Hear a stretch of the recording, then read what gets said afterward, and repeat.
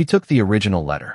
The words cut through the marble silence of the Whitmore estate like a crack of lightning in a clear blue sky, and every head in the grand living hall turned at once toward the small figure standing near the staircase.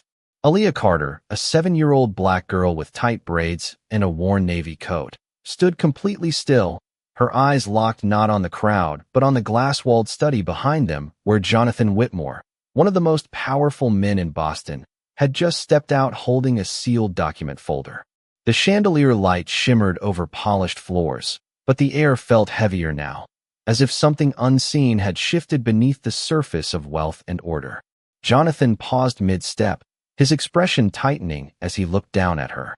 "What did you say?" he asked, voice controlled but sharp enough to silence the room further. Aaliyah didn't flinch. She lifted her small hand slightly, pointing toward the study door. She took the original letter. "Don't let him open the safe," she said again, softer this time, but even more certain. A few guests exchanged uneasy glances, while Victor Hale, the Whitmore family's long-trusted legal advisor, gave a quiet, dismissive laugh and adjusted his silver cufflinks. "Jonathan, she's just a child," Victor said smoothly, stepping forward with a practiced smile. "Probably overheard something she didn't understand." But Aaliyah's eyes didn't move from him. There was no confusion in her gaze, only focus, as if she had seen something no one else in the room had noticed.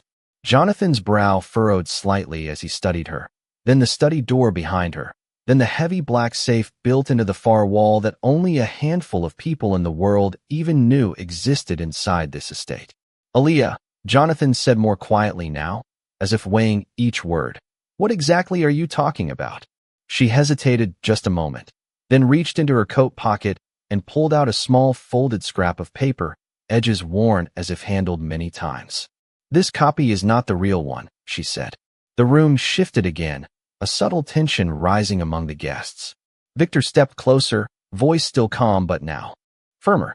"Mr. Whitmore, this is becoming inappropriate. We have important matters to discuss tonight, not children's stories about missing letters." But Jonathan didn't respond immediately. Instead, his attention narrowed on the paper in Aaliyah's hand, then drifted toward the study again where the safe stood like a silent witness. A memory flickered across his face, brief and unresolved, of the original letter he had secured there weeks ago after a private estate audit, a letter that was supposed to remain untouched until the board meeting tomorrow morning. "Where did you see this?" Jonathan asked finally, voice lower now. Aaliyah turned her head slightly toward the study hallway. "I didn't just see it," she said. "I heard them talk about it." A pause followed, thick and uncertain, before she added, "The real one is gone." For the first time, Victor's smile tightened at the edges. Jonathan noticed it. A silence settled over the room, so complete it felt like the entire house was holding its breath. Jonathan slowly exhaled and began walking toward the study, his footsteps measured against the polished floor. The guests instinctively parted as he passed, their curiosity sharpening into something closer to unease. Aaliyah followed a few steps behind, small and steady, while Victor moved in parallel, his tone now carefully controlled again. "Jonathan, opening the safe based on a child's claim is not advisable," he said. But Jonathan didn't stop walking. The study doors opened with a soft mechanical sound, revealing a room lined with dark wood shelves, glass displays, and at its center, the reinforced safe embedded into the wall. Jonathan stood before it for a long moment, his hand hovering near the keypad. Aaliyah's voice broke the silence again, quieter now but unwavering. "If you open it, you'll know who lied." That sentence lingered in the air longer than it should have, threading itself through the room like an invisible wire tightening around every presence inside it. Jonathan finally placed his hand on the keypad, entered his code, and the safe responded with a low mechanical click that echoed through the study like a distant thunderclap. Victor's posture stiffened almost imperceptibly. The door of the safe began to open slowly, releasing a faint rush of air from within, and in that moment the entire room felt suspended between certainty and collapse, as if whatever truth was hidden inside was already deciding how the world outside would change when it was finally seen. The safe door finished opening with a low mechanical sigh that seemed too quiet for what it might reveal, And for a brief moment no one in the room moved or spoke as Jonathan Whitmore stood perfectly still in front of it, his hand still resting near the keypad, as if he was not yet ready to accept what his own decision had triggered. The interior light of the safe flickered on automatically, casting a cold white glow over neatly arranged documents, folders, and sealed envelopes that represented years of legal precision and financial control. But something immediately fell off, not in what was visible, but in what was missing. Jonathan's eyes narrowed slightly as he leaned in, scanning the contents one by one with increasing focus, while behind him the room remained frozen in silence. Victor Hale shifted his weight subtly, adjusting his posture in a way that no longer looked calm but measured, as if calculating distance and timing. Aaliyah Carter took a small step forward, her gaze fixed on the lower shelf of the safe. "It is not there," she said quietly, her voice carrying more certainty than explanation. Jonathan did not respond at first. He reached in and lifted a folder labeled Original Estate Correspondence, opened it slowly, and paused. The papers inside were intact, but the seal markings did not match the archive system he personally authorized. A faint crease formed between his brows. "This is not the original registry seal," he said under his breath, more to himself than to anyone else. The words caused a subtle reaction in the room, like air pressure shifting before a storm. One of the guests near the doorway whispered something unintelligible before falling silent again. Victor immediately stepped forward. "There must be a filing discrepancy," he said quickly, his tone controlled but slightly sharpened. "The archive team occasionally mislabels older documents during transfer cycles." Jonathan slowly turned his head toward him, studying him for a long moment without speaking. Aaliyah's small voice broke the silence again, steady but soft. "The real one was taken before the safe was locked." Victor let out a quiet breath that sounded almost like a laugh, but without humor. "This is becoming absurd," he said, glancing briefly at Jonathan. "We are discussing confidential estate materials based on what a child believes she heard." But Jonathan's attention was no longer on Victor's words. He was looking at the second compartment of the safe, the section designed specifically for high-priority sealed documents, the one that required dual authentication for access. It was empty, completely empty. The realization did not come as shock at first, but as a slow tightening in his expression, like understanding forming against his will. He reached in further, checking the back panel, then the lower compartment, then the hidden sleeve where duplicate transfers were always stored for audit protection. Nothing. Only alignment tags and storage markers remained. Jonathan stepped back slightly, his breathing now more deliberate. "The original letter was logged here this morning," he said, his voice lower now, almost controlled disbelief. A silence followed that felt heavier than before. Victor moved closer again, this time with a careful smile returning to his face. "Then it must still be in transit from the Vault Archive facility," he said. "These transfers often overlap during executive review periods." Aaliyah looked up at Jonathan. "It was not in transit," she said. "It was taken before it ever arrived here." Jonathan looked down at her, and for the first time, there was no immediate dismissal in his expression. Instead, there was calculation, not of the situation alone, but of her presence in it. "How would you know that?" he asked quietly. Aaliyah did not answer immediately. Her fingers tightened slightly around the edge of her coat sleeve. "Because I saw who entered the study before the safe was locked," she said. The room shifted again, tension tightening like a wire pulled too far. Victor's expression hardened almost imperceptibly, though his voice remained steady. "Mr. Whitmore, I strongly advise against entertaining unverified statements," he said. Jonathan raised one hand slightly, not as dismissal but as pause, and for the first time Victor stopped speaking mid-sentence. Jonathan turned his gaze back to the safe, then slowly to the study door, then back again to the empty compartment. The absence inside it felt more significant than any object could have been. He finally spoke again, slower now. "Lock the study doors," he said to no one in particular. A staff member near the entrance hesitated for only a second before complying. The soft click of the locking mechanism echoed through the room. Victor's eyes flickered briefly toward the door, then back to Jonathan. "Jonathan, this is unnecessary escalation," he said carefully. But Jonathan was no longer listening in the same way. His attention had shifted inward, reconstructing timelines, access logs, and the sequence of events leading up to this moment. Aaliyah stood still, watching him. "You asked me what I was talking about," she said quietly. Jonathan looked at her again. "Yes," he replied. "Tell me everything."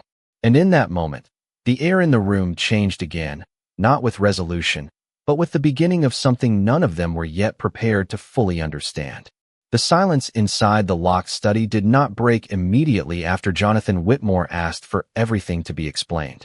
Instead, it deepened, as if the room itself was carefully waiting for the first true piece of truth to fall into place. Aaliyah Carter stood near the edge of the safe, her small hands relaxed now, but her eyes still focused on Jonathan, as if she was measuring whether he was truly ready to hear what she knew. Victor Hale remained slightly behind Jonathan's right shoulder, his posture controlled, his expression neutral again, but the tension in his jaw had not disappeared. Jonathan slowly turned away from the empty compartment of the safe and faced Aaliyah fully. "Start from the beginning," he said calmly, though his voice carried the weight of someone trying to hold control over a situation that had already slipped past certainty. Aaliyah nodded once. "I was in the hallway outside this room when the archive clerk brought the envelope," she said. "It had a red seal. I remember because it looked different from the others." Jonathan's gaze sharpened slightly at the mention of the red seal, a detail that aligned with internal classification markings reserved for original correspondence. Aaliyah continued, her voice steady but careful. "Victor was already inside the study. He told the clerk to leave it on the desk and said he would verify it for you." At that moment, Victor exhaled softly, almost like a correction. "That is standard procedure," he said. "I review incoming documents before executive confirmation." Jonathan did not respond to Victor. His attention remained fixed on Aaliyah. "Then what happened?" he asked. Aaliyah hesitated only briefly. "He opened it," she said, "but not in front of anyone. He took it near the desk lamp, looked at it, and then put it into a different folder." A faint silence followed. Jonathan's expression did not change immediately, but something behind his eyes shifted. "A different folder," he repeated. Aaliyah nodded. "The one without the tracking mark." Victor's lips tightened slightly, though his voice remained steady. "Mr. Whitmore, this is a child interpreting adult workflow without understanding protocol layers." Jonathan raised his hand again, sharper this time, and Victor stopped speaking immediately. The gesture alone changed the dynamic in the room. Jonathan walked slowly toward the desk in the center of the study, where a second stack of documents remained untouched. He picked up the top folder and opened it. The papers inside were standard legal summaries, but the indexing code on the top right corner did not match the original archive registry sequence. Jonathan flipped through the pages once, then again, slower. "This is a duplicate file set," he said quietly. A staff member near the door shifted uncomfortably. Jonathan turned back toward Victor. "Why would a duplicate set be placed in my safe?" he asked. Victor's expression remained composed, but his eyes flickered briefly toward the documents in Jonathan's hand. "It is for executive convenience," he said. "Sometimes parallel copies are stored for review continuity." Jonathan placed the folder down slowly. "And where is the original letter?" he asked. "The one I signed for last week." A pause followed that felt heavier than any previous silence. Aaliyah stepped forward slightly. "It was not supposed to be moved again," she said. "But I saw Victor take it after the clerk left." Victor's face tightened, just barely, but enough for Jonathan to notice. "That is a serious accusation," Victor said, his tone still controlled but no longer smooth. Jonathan looked between them now, fully aware that the structure of the situation had changed. "I want access logs," he said firmly. "All entry records to this study in the last 24 hours. The staff member near the door hesitated. Jonathan turned his head slightly. "Now," he added. The staff member quickly left the room. Aaliyah remained still, but her gaze softened slightly as she looked at Jonathan, as if she was no longer just delivering information, but confirming whether it had landed correctly. Victor exhaled slowly and adjusted his cuff again. "Jonathan, you are allowing a misunderstanding to escalate into something unnecessary," he said. Jonathan did not answer immediately. Instead, he walked back toward the safe and placed his hand on the empty compartment again. "Nothing inside here has been moved officially," he said quietly, "which means someone bypassed protocol." Victor opened his mouth slightly, then closed it again without speaking. For the first time, The composure he had maintained throughout began to show small fractures. Jonathan turned back toward Aaliyah. "You said you saw him move it," he said. Aaliyah nodded once. "Yes." Jonathan studied her face for a long moment. There was no hesitation in her expression, no sign of uncertainty, only calm certainty that did not match her age. The door to the study opened again as the staff member returned with a tablet.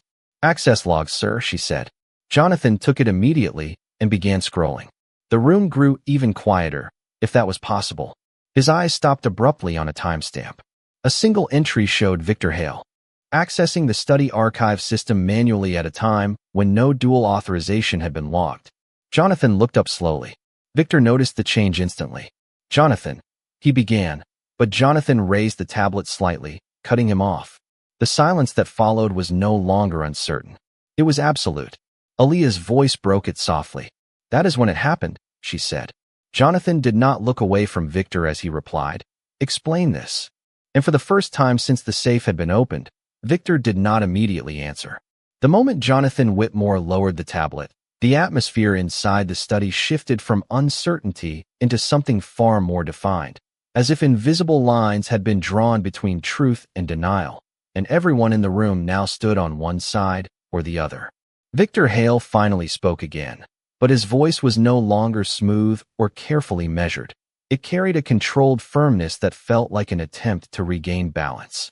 "Jonathan," he said, "you are looking at a single access entry without full context. That system logs routine administrative overlaps. It does not imply wrongdoing." Jonathan did not respond immediately. His eyes remained fixed on Victor, steady and unblinking, as if he was comparing the man standing in front of him with the record displayed on the screen. Aaliyah Carter stood slightly behind Jonathan's left side now, her small presence still and grounded, observing everything without interruption. The room felt smaller than before, not because of physical space, but because the certainty Victor once relied on no longer held the same weight. Jonathan finally spoke, his voice lower but sharper. "The system requires dual authorization for any movement of original correspondence," he said. "Your entry shows single authorization override." Victor exhaled slowly, his expression tightening for the first time into something closer to frustration than composure. "There are emergency compliance exceptions," he replied. "You know that. They exist for time-sensitive legal adjustments." Jonathan took a slow step forward. "Not without a secondary confirmation from my office," he said. The silence that followed was immediate and absolute. Aaliyah's gaze shifted briefly to Jonathan, then to the tablet still in his hand. "That is not the only entry," she said quietly. Jonathan looked down again. He scrolled further. Another timestamp appeared, this one marking a file transfer from the study archive to an external secure partition. The destination code was not part of Whitmore Estate protocol. Jonathan's jaw tightened slightly. "Explain this transfer," he said. Victor hesitated for the first time. It was subtle, but noticeable enough to change the rhythm of the room. "That was a temporary containment measure," Victor said carefully. "Pending your personal review." Jonathan looked up slowly. "I never authorized a containment measure," he replied. The air in the room felt heavier now, not from volume or motion, but from accumulation of unanswered precision. Aaliyah stepped forward just enough for her voice to be clearly heard. "He moved it after he realized I saw the envelope," she said. Victor turned his head slightly toward her, his expression finally losing its neutral restraint. "This child is interpreting technical procedures she does not understand," he said again. But this time the words felt less certain. Jonathan did not respond to Victor. Instead, he turned slightly toward Aaliyah. "Tell me exactly what you saw," he said. Aaliyah nodded once. "He did not take it through the main system," she said. "He used the manual bypass panel near the desk lamp. I saw him enter the code when he thought no one was looking." A brief silence followed. Jonathan turned his head toward the desk in the center of the room. His eyes narrowed slightly as he processed the location she described. Slowly, he walked over and placed his hand near the edge of the desk lamp base. There was a subtle panel there, nearly invisible unless known. He pressed lightly. A faint mechanical indicator light blinked once. Victor's expression changed instantly. Jonathan looked at him without speaking. "That panel requires executive override clearance," Jonathan said quietly. "Not administrative access." Victor straightened slightly, attempting to recover control of tone. Jonathan, I acted to protect sensitive material during an unresolved security concern, he said. Jonathan turned fully toward him now. From whom, he asked, was the material being protected? The question landed in the room without force, but with clarity that could not be softened. Victor paused again, longer this time. Aaliyah's voice broke the silence softly. From being seen, she said. No one responded immediately. Jonathan looked at her again, then back to Victor. The combination of access logs, unauthorized transfer, and physical bypass aligned into a structure that no longer resembled procedural error. It resembled intent. Jonathan took a slow breath. Open the external partition log, he said to the staff member. The staff member hesitated, then quickly complied on the tablet. A new set of entries appeared. Jonathan scanned them once, then stopped. A duplicate copy of the original letter had been exported, not archived. It had been forwarded to an unlisted legal intermediary node under Victor Hale's clearance signature. Jonathan slowly lowered the device. The realization did not come as shock in his expression, but as stillness, like a final piece of a structure locking into place. Victor spoke again, but his voice had lost its earlier steadiness. Jonathan, you are interpreting procedural safeguards as misconduct, he said. Jonathan looked at him directly. You altered the chain of custody, he replied. The words were calm, but final in tone. Aaliyah remained still, watching Jonathan now instead of Victor, as if waiting to see whether truth would remain acknowledged or be dismissed again. The room did not move. Even the distant sounds of the estate beyond the study seemed muted. Jonathan finally spoke again, slower now, each word deliberate. Where is the original letter now? He asked. Victor did not answer. And in that silence, the structure of control that had held the Whitmore estate's inner system together began to fracture in a way that could no longer be contained by procedure or explanation. The silence that followed Victor Hale's unanswered question did not fade. It thickened, settling over the Whitmore study like an invisible weight that made every breath feel measured. Jonathan. Whitmore remained still for several seconds, his gaze locked on Victor as if trying to see beyond the man in front of him into the structure of decisions that had led to this moment. Aaliyah Carter stood slightly behind him, her small frame steady, her eyes moving between both men without fear or hesitation. Finally, Jonathan turned his head slightly toward the staff member holding the tablet. Secure the entire archive system, he said calmly. No further transfers, no external access until I personally review every log. The staff member nodded quickly and stepped out of the room. Victor's expression tightened at the instruction. Jonathan, locking down the system will trigger board-level alerts, he said. Jonathan did not respond immediately. Instead, he walked toward the desk and placed both hands lightly on its surface, as if grounding himself before the next decision. Then let them alert, he said quietly. A pause followed, heavy and deliberate. Aaliyah stepped forward one small step, her voice soft but clear. The letter was moved out of the building after the second login, she said. Jonathan turned slightly toward her. Explain, he said. Aaliyah pointed toward the desk lamp panel again. He used that access point, she said. But he did not send it to a secure archive location. He sent it somewhere outside. Victor immediately interjected, his voice sharper now. That is a misinterpretation of system routing, he said. External routing is part of redundancy protocol for executive review. Jonathan finally turned fully toward him. Show me the destination node, he said. Victor hesitated for a fraction of a second too long. That hesitation changed everything in the room. Jonathan extended his hand toward the tablet. The staff member handed it over carefully. Jonathan began scrolling again, slower now, more focused. A series of encrypted transfer logs appeared, each one marked with Victor Hale's override signature. The final entry was not labeled with any Whitmore internal code. Instead, it pointed to a private legal intermediary server registered under a shell consulting entity outside Massachusetts jurisdiction. Jonathan's expression remained controlled, but his eyes narrowed slightly as he processed the implications. This is not a Whitmore authorized destination, he said. Victor exhaled slowly, then straightened his posture. That entity was used for confidentiality protection during sensitive legal restructuring, he said. You were scheduled to review the final report tomorrow morning. Jonathan looked up at him. Without the original letter, he said, there is no valid report. The words landed with precision. Aaliyah's gaze shifted slightly toward Jonathan, then back to Victor. The room felt tighter now, not from proximity but from containment, as if every explanation had reduced the space for uncertainty. Jonathan stepped away from the desk. "Where is the physical copy now?" he asked again, slower this time. Victor did not answer immediately. Instead, he looked briefly toward the hallway leading out of the study, then back at Jonathan. "It is secure," he said finally. Aaliyah shook her head slightly. "It is not here," she said. Jonathan turned toward her. "What do you mean?" he asked. Aaliyah hesitated only briefly. "After he used the bypass panel," she said, "he left the study with the envelope. I saw him place it inside a sealed portfolio case." Victor's eyes narrowed sharply. "That is incorrect," he said quickly. "I did not remove any physical document from this room after logging the transfer." Jonathan looked at him directly, then explained the portfolio case entry in the hallway security feed, he said. A subtle shift occurred in Victor's expression. It was not panic, but recalculation, as if he was no longer responding to accusations but to evidence that was no longer aligning with his narrative. Jonathan raised his hand slightly, and the staff member immediately brought up another security feed on the tablet. The screen displayed hallway footage from earlier that evening.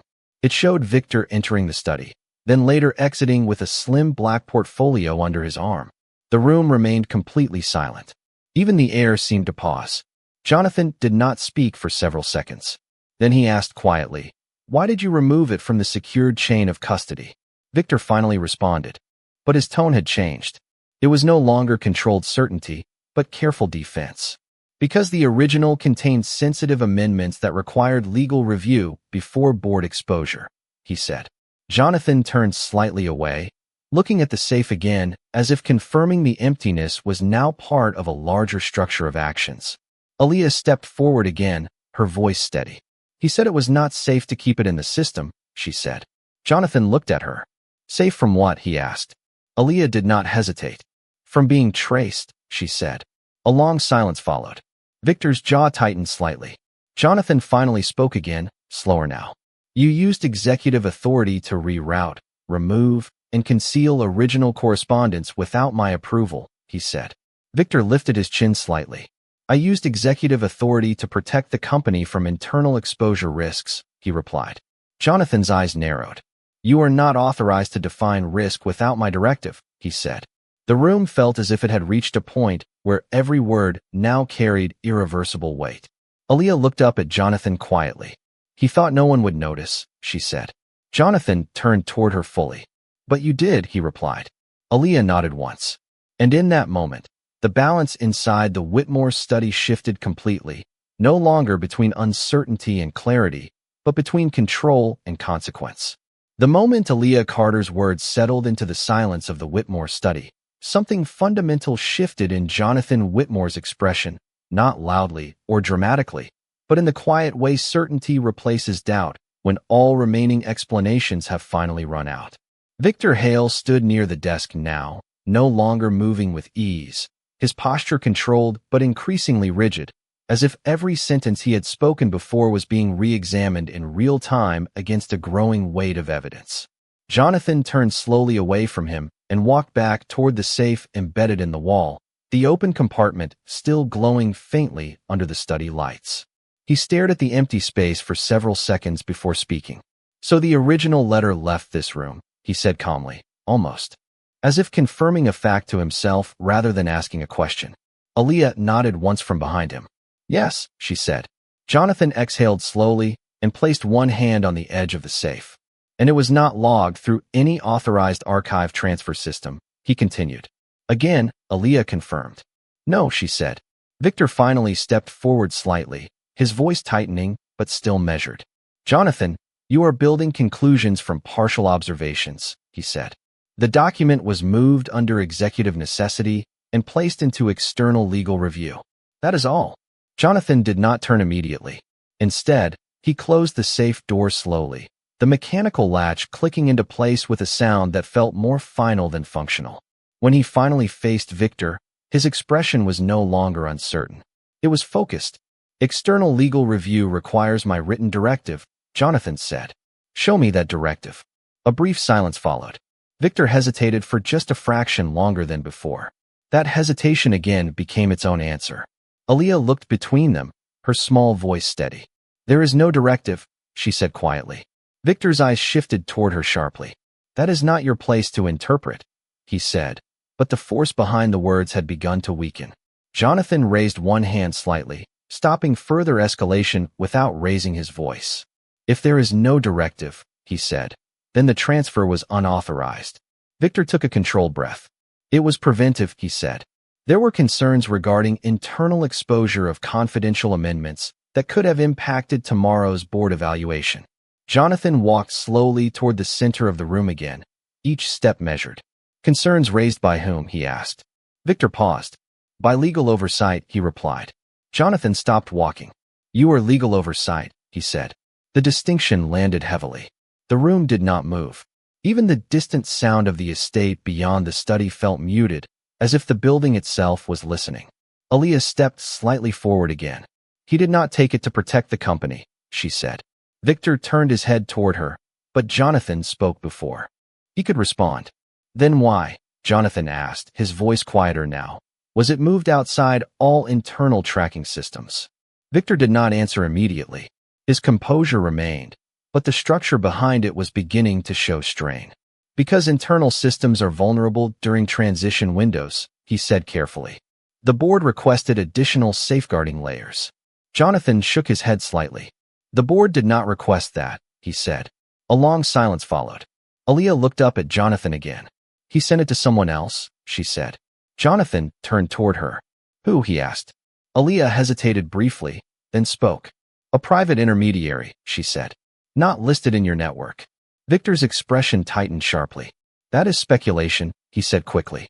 Jonathan raised his hand again, and this time Victor stopped speaking without resistance. Jonathan walked to the desk and picked up the tablet again. He reopened the transfer logs and scrolled further than before. A new chain appeared, one that had not been discussed yet. It showed a confirmation acknowledgement from an external legal holding entity registered under a neutral consulting name with no direct Whitmore affiliation. Jonathan read it once, then again. His expression remained steady, but his eyes narrowed slightly as the final pattern became clear. This was not containment, he said quietly. This was relocation. Victor did not respond. Aaliyah's voice broke the silence softly. So it cannot be traced here anymore, she said. Jonathan looked at her. Yes, he said simply. The confirmation hung in the air for a moment longer than expected. Jonathan then turned fully toward Victor. You removed the original letter from my custody, he said, and placed it beyond internal access. Victor finally spoke, his voice lower now. I acted in what I believed was the company's best interest. Jonathan held his gaze. Without authorization, he said. Victor did not deny it. That silence became more definitive than any admission. Aaliyah stood still, watching both men now. Her expression unchanged, but her presence undeniably central to everything unfolding. Jonathan slowly set the tablet down on the desk. Bring up every communication tied to this transfer, he said to the staff member. The staff member quickly complied. As the records populated the screen, Jonathan scanned them in silence. Each entry reinforced the same pattern: routing, override, external confirmation, and removal of original custody marking. Finally, Jonathan spoke again, his tone no longer questioning. You bypass protocol at every level, he said. Victor's shoulders rose slightly as he inhaled. I preserved confidentiality, he replied. Jonathan looked at him for a long moment. Then he said, not according to my system. The study fell silent again. Aaliyah stepped slightly closer to Jonathan now, as if the structure of trust in the room had subtly shifted toward him. What happens now? She asked quietly. Jonathan did not look away from Victor when he answered. Now, he said, we find where it was sent. And for the first time since the safe had been opened, the focus of the room was no longer on what had been lost, but on what would happen next. The study remained locked in a tense stillness as Jonathan Whitmore's last instruction hung in the air, shifting the entire direction of the room from internal conflict into outward pursuit. The staff member quickly worked through the terminal, pulling up deeper layers of the external routing logs, while Victor Hale stood motionless near the desk, his earlier confidence now replaced by a careful silence that no longer attempted interruption. Aaliyah Carter remained close to Jonathan, her gaze following every movement on the screen with quiet focus. Jonathan leaned slightly forward as new data began to populate the display. "Trace the final destination node," he said calmly. The staff member hesitated briefly, then executed the command. A complex network path appeared, showing multiple encrypted hops through intermediary legal holding services, each layer designed to obscure origin and intent.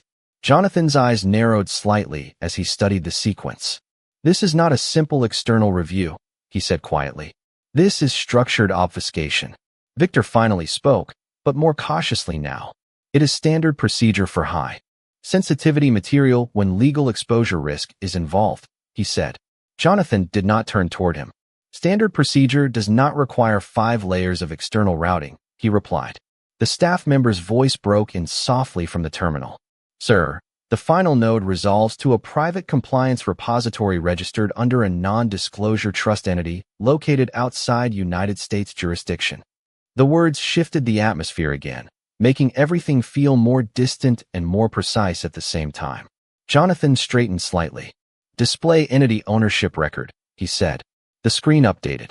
A partially redacted structure appeared, showing multiple shell designations, but one name fragment remained visible as a controlling intermediary signature. Victor Hale's name appeared once more in the authorization chain, not as a reviewer this time, but as initiating controller. A brief silence followed that was heavier than anything before it. Aaliyah's voice broke it softly. "That is where it went," she said. Jonathan looked at her, then back at the screen. "Yes," he said. Victor's expression changed subtly, no longer maintaining denial, but shifting toward controlled justification. "Jonathan, you are interpreting technical architecture as intent," he said. "This system was designed specifically to prevent internal compromise scenarios." Jonathan finally turned toward him. "Preventing compromise requires oversight," he said, "not removal of custody." The words were calm, but absolute. Victor took a slow breath. "You are reacting to incomplete visibility," he said. Jonathan walked slowly toward the center of the study again. "Then complete it," he said. The staff member quickly expanded the trace. The screen refreshed again, revealing the final endpoint, a secure external archive node linked to a private legal consortium operating under confidential governance agreements. Jonathan studied it carefully. "Who has access to this node?" he asked. The staff member hesitated. "Only listed external counsel with tiered authorization clearance," she said. Jonathan turned slightly toward Victor. "And you are listed," he said. Victor did not respond immediately. Aaliyah stepped forward again, her voice steady but quieter now. "He did not just send it there," she said. "He confirmed receipt." Jonathan looked at her. "Confirmed with whom?" he asked. Aaliyah hesitated briefly. "Someone outside this house," she said. Victor finally spoke, his voice measured but less controlled than before. "This is being framed incorrectly," he said. "External counsel requested secure transfer to prevent premature board exposure." Jonathan held up his hand slightly, stopping him. "You are external counsel," he said. Victor paused. That statement shifted the balance of the room again. Jonathan turned back to the terminal. "Pull communication logs associated with confirmation receipt," he said. The staff member executed the request. Messages appeared, time-stamped and routed through encrypted channels. Jonathan scanned them slowly. One line confirmed acknowledgement of receipt for the original correspondence, signed under Victor Hale's verified clearance credentials. Jonathan closed his eyes briefly, then reopened them. When he spoke again, his voice was quieter. "The original letter is no longer in this building," he said. Aaliyah nodded slightly. "It left with his confirmation," she said. Victor exhaled slowly. "It was necessary to secure it from internal misinterpretation," he said again, though the justification now sounded increasingly isolated. Jonathan looked at him directly. "You removed it from the only controlled environment I authorized," he said. Victor did not answer. The silence that followed was no longer uncertain. It was conclusive. Aaliyah looked between them and then spoke softly. "So now it is somewhere no one here can access," she said. Jonathan turned slightly toward her. "Not no one," he said. "Just not us yet." He paused, then turned to the staff member. "Prepare a direct inquiry request to the external node," he said. The staff member hesitated. That requires external compliance approval, she said. Jonathan nodded once. Then initiate it, he replied. Victor's voice rose slightly for the first time. Jonathan, that will escalate beyond internal governance control, he said. Jonathan turned toward him slowly. Control was already lost when custody was broken, he said. The room fell silent again, but this time the silence carried direction. Aaliyah stood still beside Jonathan, watching him with quiet certainty as he continued to focus on the next step rather than what had already been taken. And for the first time since the safe had been opened, the situation was no longer about what had disappeared, but about who would be forced to answer for where it had gone. The instruction to initiate an external compliance request sent a subtle ripple through the Whitmore study, not in sound or movement, but in the way every person in the room recalibrated their expectations of what would happen next.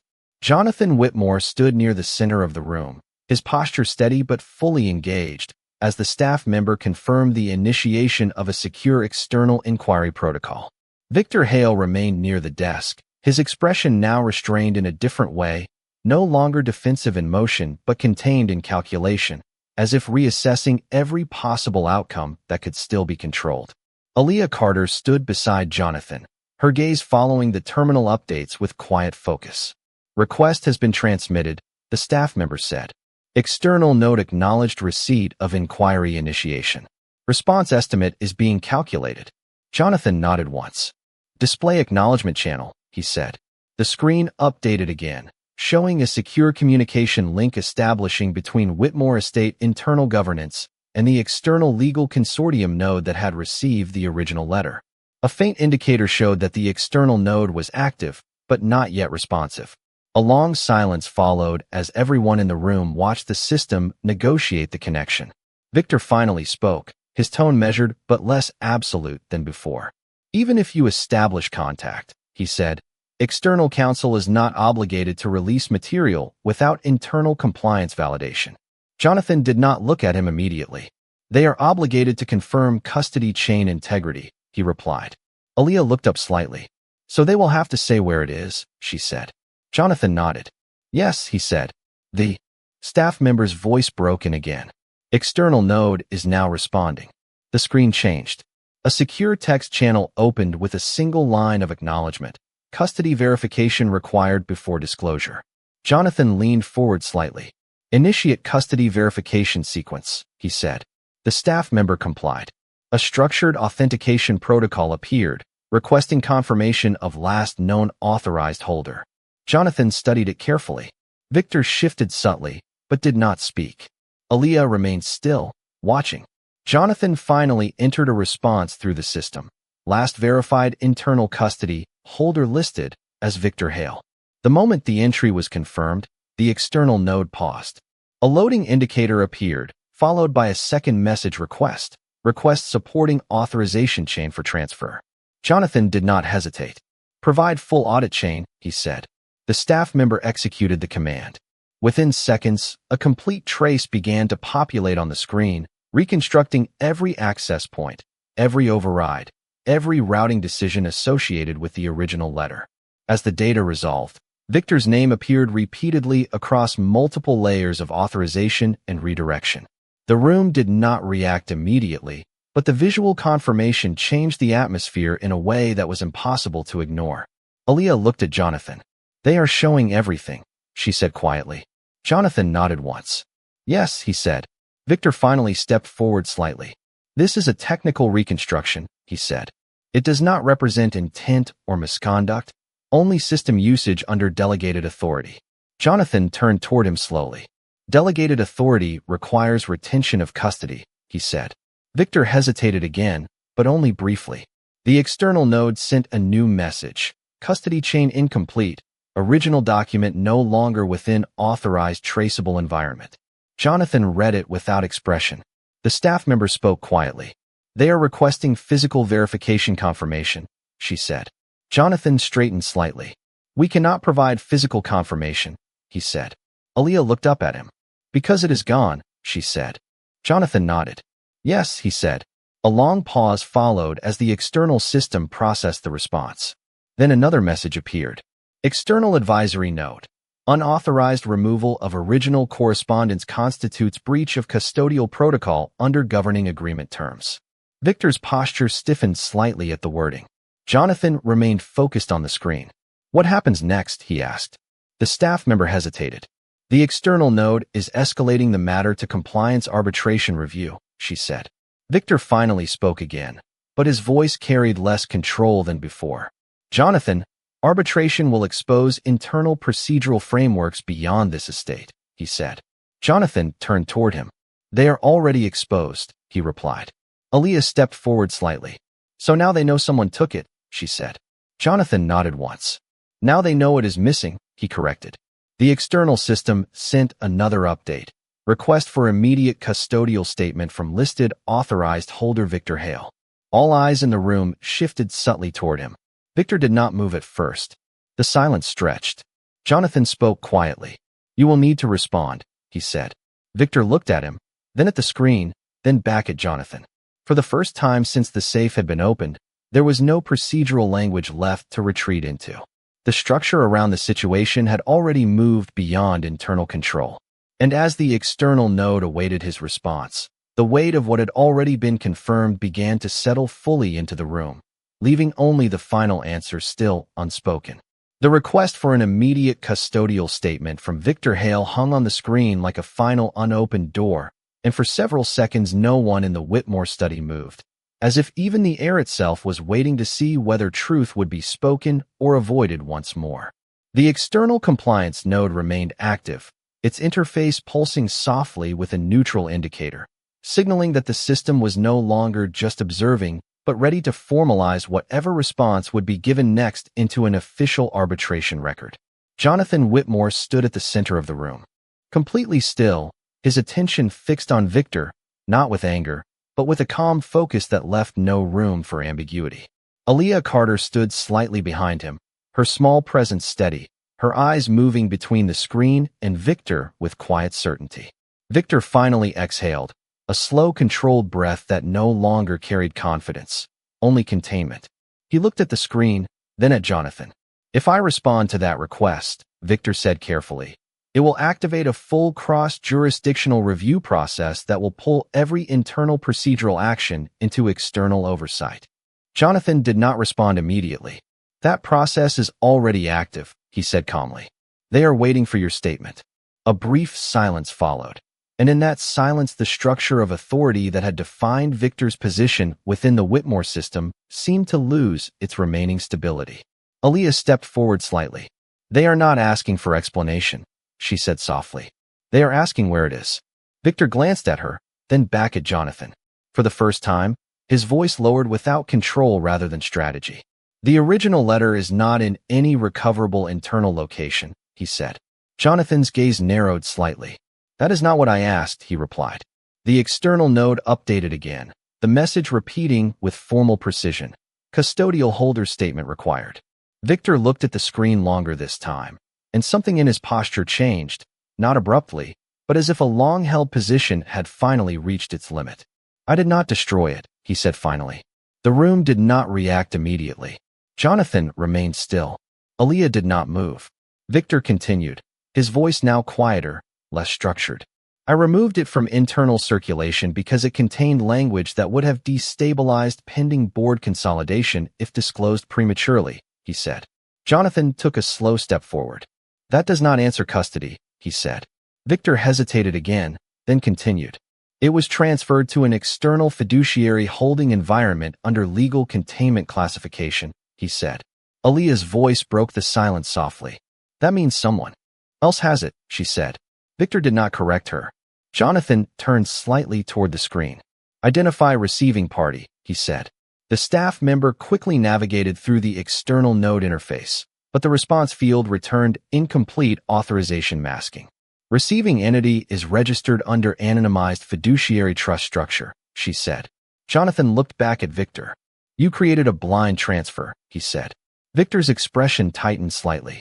It was necessary to prevent internal misinterpretation during board transition risk evaluation, he said again. But the repetition now sounded less like explanation and more like defense. The external node sent another prompt. Statement incomplete. Custodial responsibility not resolved. Jonathan turned fully toward Victor. You removed the original letter from controlled custody without authorization, he said. Victor did not answer immediately. The silence stretched again, longer than before, until finally Victor spoke, not with resistance, but with resignation. Yes, he said. Aaliyah looked down briefly, then back up. Jonathan did not react outwardly, but something in his expression settled into final clarity. The external node immediately updated. Custodial breach confirmed, arbitration escalation proceeding to full review panel. The interface shifted, locking Victor's credentials into formal review status. Jonathan turned toward the staff member. Suspend all further external transfers, he said. Initiate internal containment audit on all related document movements. The staff member nodded quickly and executed the command. Victor remained still, now no longer intervening or correcting. The structure of authority around him had fully collapsed into procedural consequence. Aaliyah stepped slightly closer to Jonathan. So now they know it was taken on purpose, she said quietly. Jonathan nodded once. Yes, he replied. And they know it was moved without authorization. A long silence followed, but this time it was no longer uncertain. It was conclusive. The external node displayed a final acknowledgement. Arbitration panel scheduled. Full custodial trace under review. Jonathan looked at the screen for a moment longer, then turned slightly toward Aaliyah. You were correct, he said simply. Aaliyah did not smile, but her expression softened slightly as she nodded. Victor finally looked down, no longer attempting to maintain procedural framing. The room had reached its final point of resolution within the system, but Jonathan's attention shifted beyond it. He turned toward the staff member again. Trace the receiving trust entity, he said. Every layer. The staff member confirmed and began expanding the encrypted network paths once more.